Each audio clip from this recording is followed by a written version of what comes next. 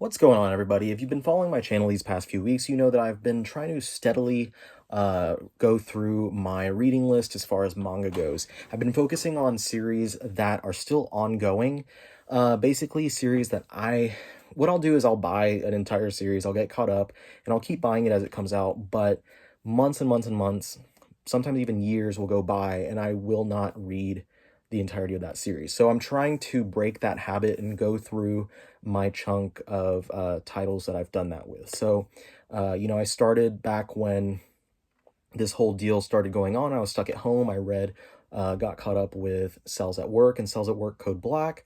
Got caught up with, what's the series? I did a review for Delicious in Dungeon. I got caught up on Glepnir recently, Witch Hat Atelier, and then Ultraman from Viz.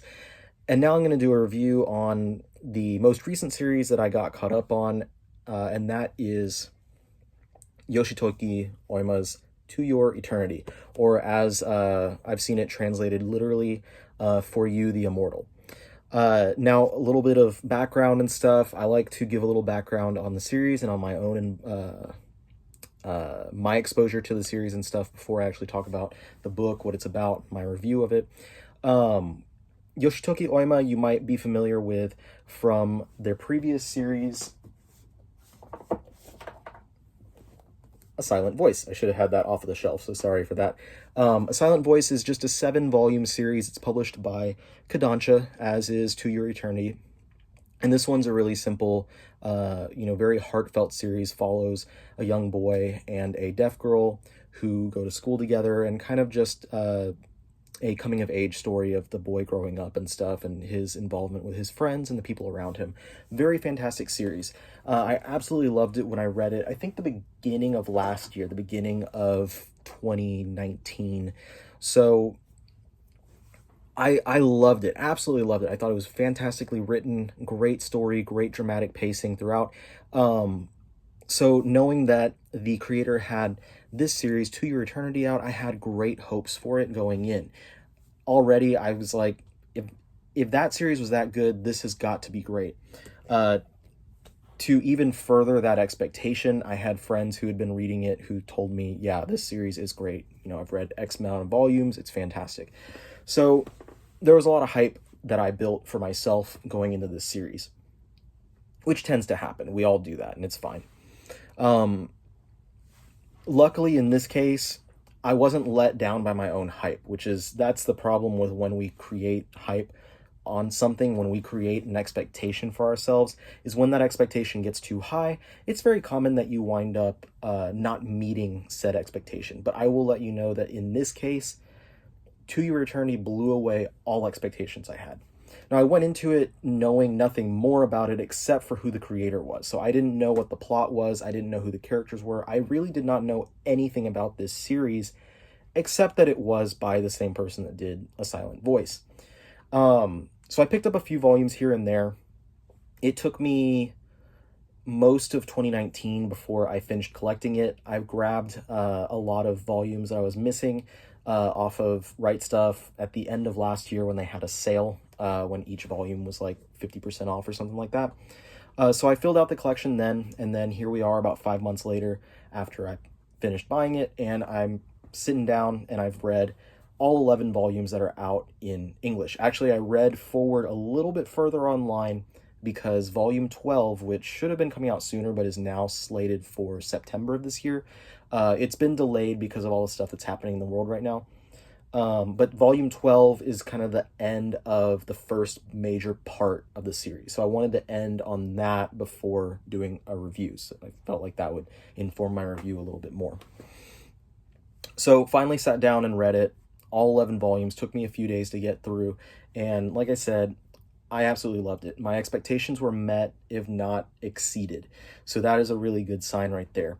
But what's it about? So To Your Eternity, or as it's called, like I said, literally translated from Japanese, For You the Immortal, follows this character, who is also this character, who winds up becoming known as Fushi. Now, Fushi in the beginning of the series is just an orb. At the beginning, it was an orb. And there's, no, it has no consciousness, it has no feeling, it has no emotion or anything.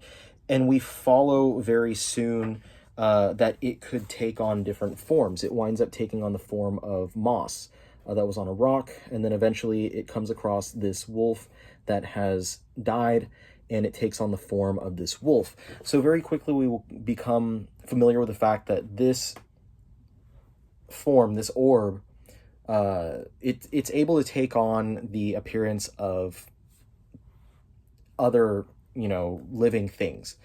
Soon thereafter, the orb meets this boy in the form of the wolf, and the wolf is actually the boy's pet, and they travel together until early on in the series, until the boy winds up dying. And at that point, he takes on the form of the boy. And it still doesn't really understand what it means, what this world is, what its purpose is, or anything like that, but it just keeps on traveling. And we get to the point soon as we go forward in the series. I don't want to give too many outright spoilers about what it's about. Basically, we get this pattern where I'm just going to call it Fushi from here on out. Fushi travels from place to place and meets new people and becomes connected. The Fushi learns more about humanity and learns, kind of develops its own consciousness as far as emotions and attachment to people and things and places and stuff. And a lot of the series is about following the evolution of this being, this immortal being. And as it goes forward, basically every story, every arc is more or less 1 to 2 volumes, short arcs.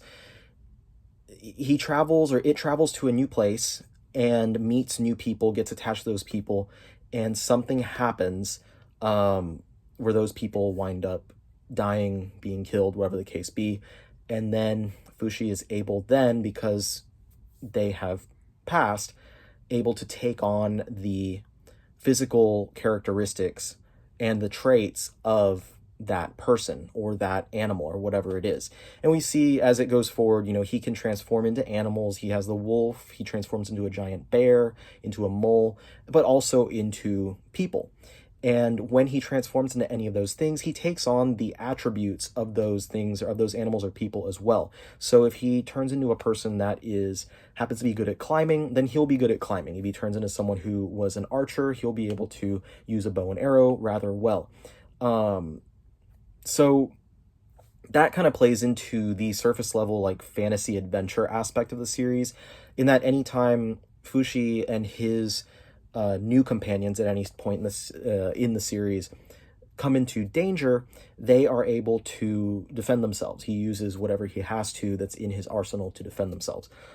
But like I said, that's kind of just the surface of it. It is on the surface an adventure fantasy series, and it sees through generations and through ages Fushi traveling across the earth to kind of learn its purpose and fulfill this idea of what it needs to do. And we learn a little bit more about what it needs to do.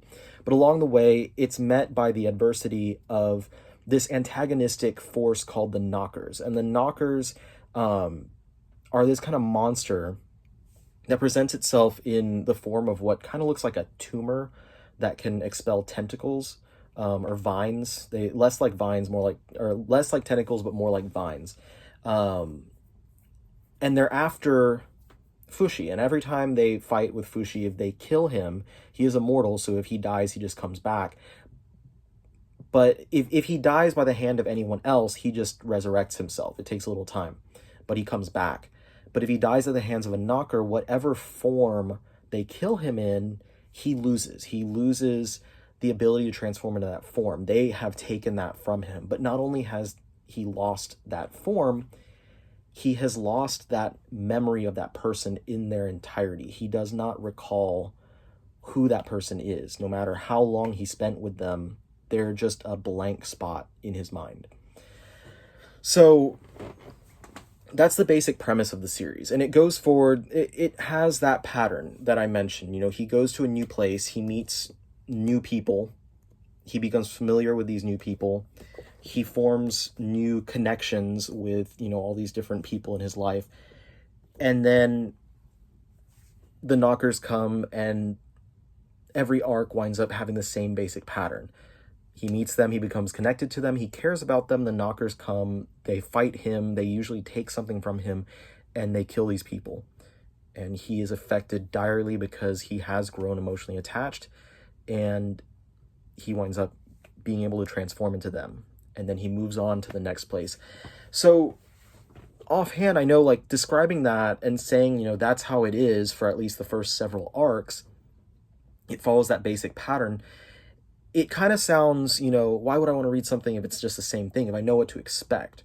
But even though within the first couple of arcs, people that he meets, you wind up realizing what to expect, the author, Oima, is able to play with your expectations enough that, or play with what happens, using this pattern, using this basic story, cookie cutter story arc that he's going to use over and over.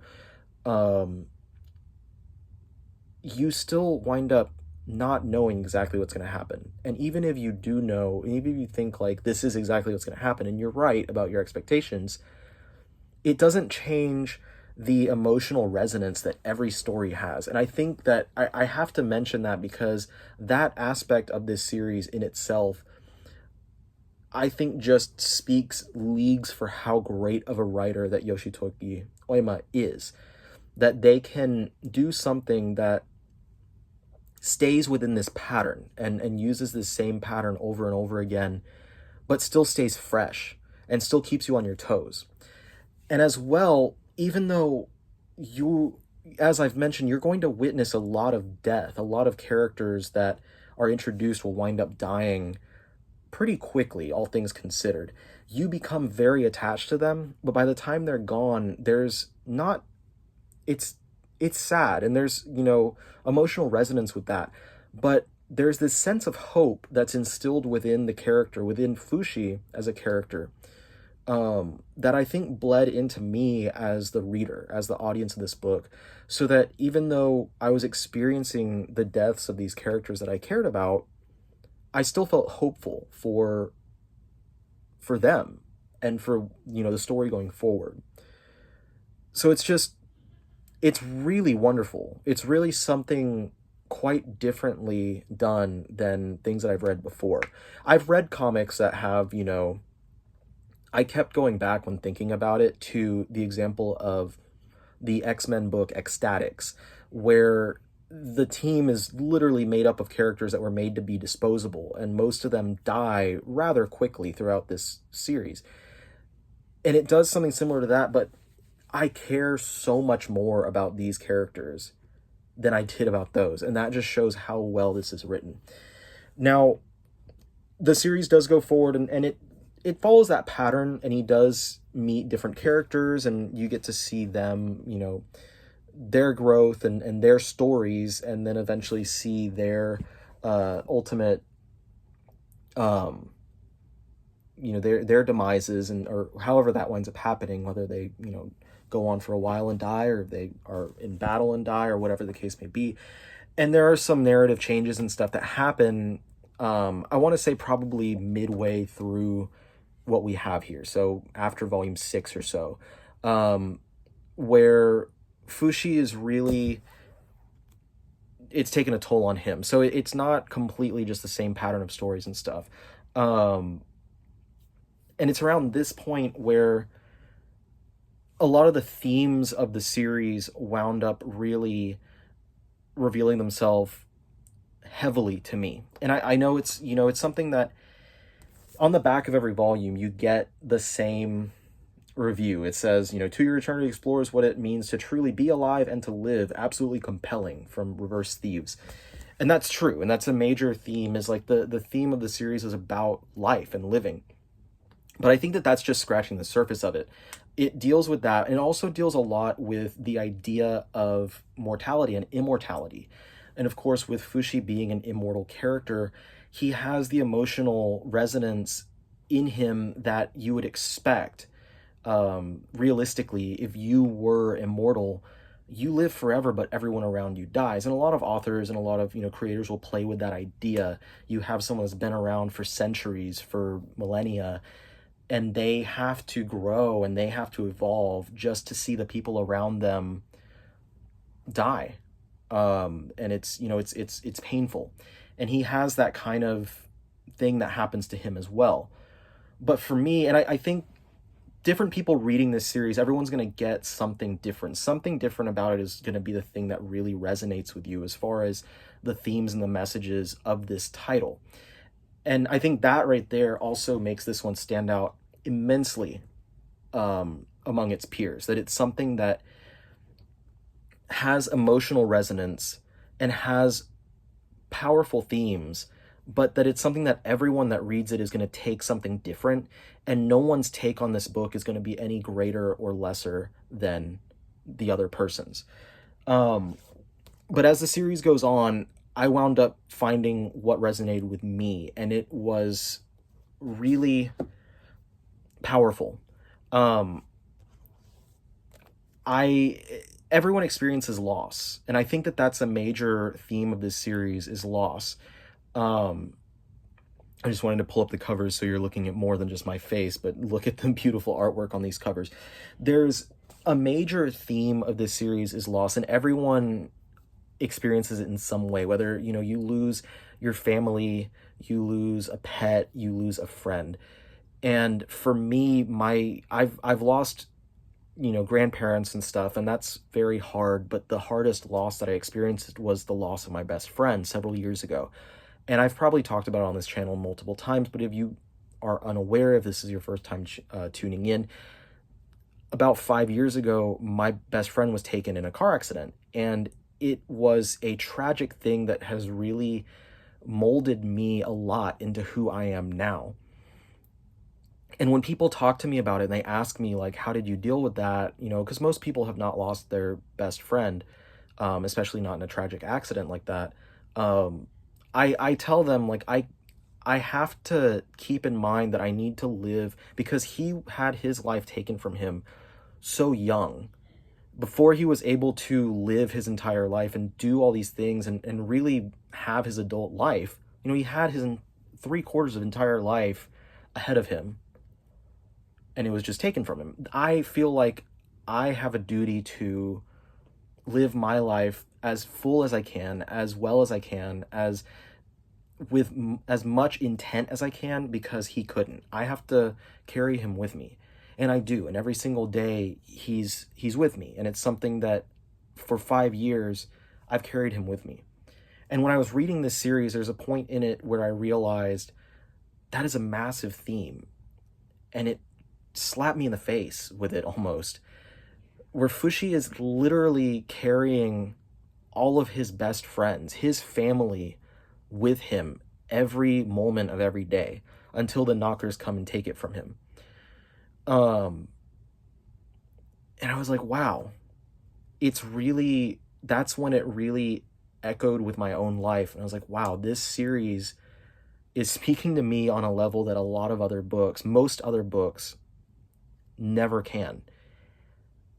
And it went from being something I was like, this is a great book, to this is incredible. This is like a 10 out of 10, everyone should read it type of book.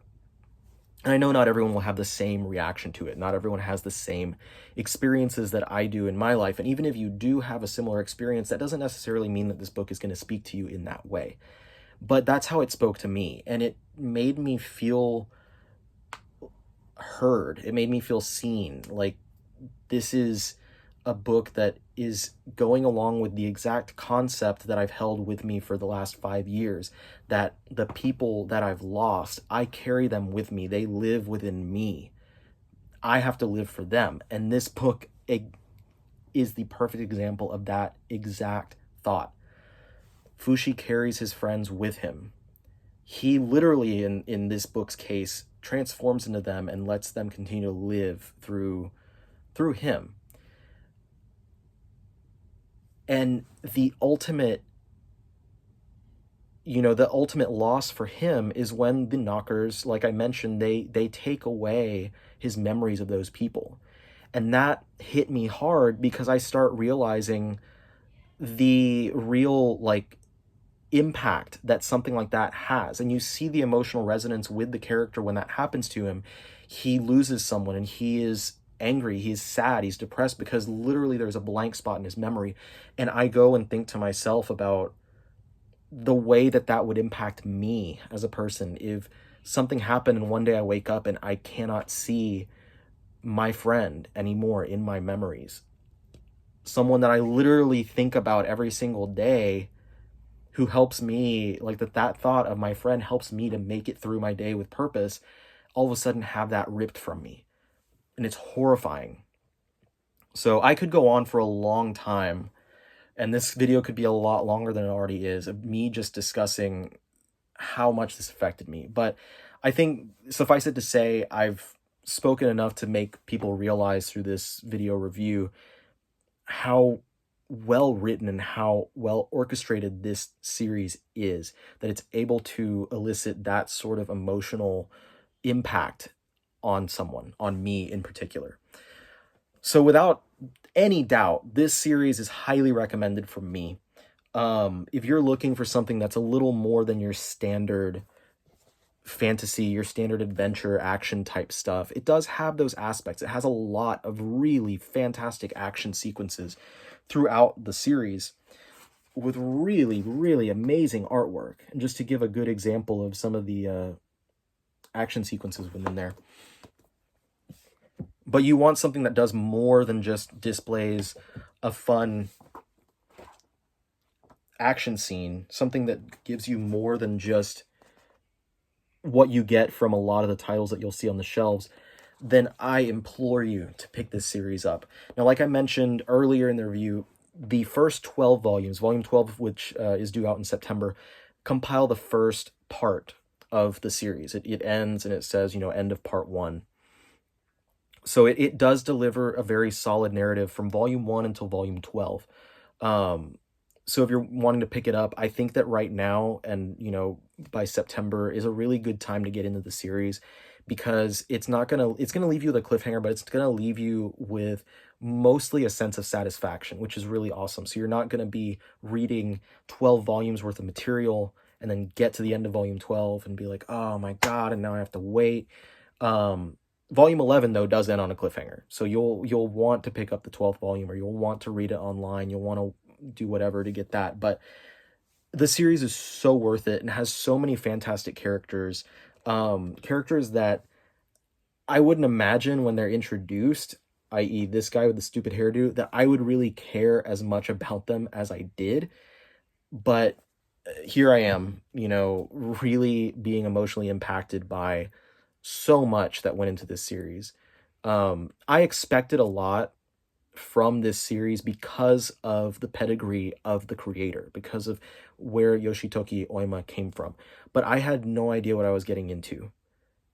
I'm happy that I went in blind, but there was no way that even if I knew the description of the series, I would have known how this would have affected me. So this review has gone on for a lot longer than I was expecting it to. But my main point here is that I'm hoping that me talking about this series and how fantastic I found it is enough to inspire someone to pick it up and read it. It's very well worth it. And I would say of all of the titles that I was mentioning that I've been reading during this time I've been at home, everything I'm trying to catch up on to read, this is bar none the best thing, hands down, that I've read. So extremely highly recommended. This is a 10 out of 10 series. This is one that when it ends, it's probably going to go at the top of my list of favorite series of all time. Not just of manga either. This could go at the top of my all comics, Western, Eastern, whatever. So anyway, I hope that this inspires someone to check this series out, and I'm hoping that at least a handful of people get something as heavily out of it as I did. Sorry to get really introspective during this review of this manga, but it really did mean that much to me. So thank you so much to Yoshitoki Oima for writing such a fantastic series, and thank you for Kodansha for bringing it into English, because otherwise I probably wouldn't have experienced it. And thank you for following this review to the end. I was very excited to make this review. So I'm thankful that, you know, for anyone who's watched the entirety of it. If you have any questions, comments, leave them down below. Any other books that you'd like to see me review, let me know, and I'll get to them as well as I can, as quickly as I can. Otherwise, like this video if you enjoyed it. If you haven't subscribed to my channel yet, please do. I have new videos every week or so, reviews, hauls, other stuff like that. So please subscribe, check out my videos, and stay safe and healthy out there. I will see you all next time.